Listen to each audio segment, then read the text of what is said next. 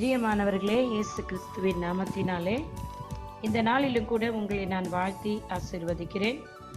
ஏசாயா 54 அதிகாரம் 7வது வசனம்.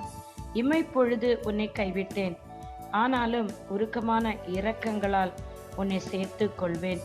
பிரியமானவர்களே, உருக்கமான இரக்கங்களால் உன்னை சேர்த்துக் கொள்வேன் என்று சொல்லி என் அன்பு தகப்பன் இன்றைக்கு உங்களுக்கு வாக்குத்தத்தம் தருகிறார்.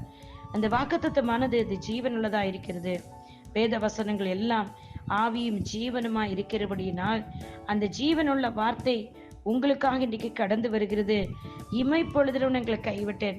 யாரோ ஒருத்தர் நீங்கள் இந்த வசனத்தை கேட்கிற நீங்கள் ஏதோ ஒரு பிரச்சனையில மாட்டி உங்களுக்கு உதவி செய்ய யாருமே இல்லாத பொழுது நீங்கள் தேவனை நோக்கி கெஞ்சி செபித்து அழுது புலம்பிட்டீங்க. ஆனா எந்த பக்கம் பதில் வரல, எங்கிருந்து உதவி வரல, நீங்க தவித்து கொண்டிருக்கிறீங்க. ஆனா உங்களை பார்த்துட்டு என் கர்த்தர் சொல்லுகிறாரு, இமை பொழுது நீங்க இமையை மூடி திறக்கிற அளவுக்கு தான் உங்களை கைவிட்டு இருக்கிறாரு. அவர் உங்களை முழுவதுமாய் கைவிட மாட்டாரு. நீங்க முழுகி போற அளவுக்கு அவரோட விட மாட்டாரு.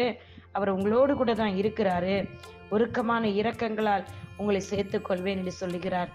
யார் மேல் உருக்கமா இருக்க சித்தவன் உருக்கமா இருப்பேன், யார் மேல் இரக்கமா இருக்க சித்தவன் இரக்கமா இருப்பேன், யார் மேல் மனதுருக்கமா இருக்க சித்தவனை மனதுருக்கமா இருப்பேன் என்று கர்த்தர் சொல்லி இருக்கிறார்.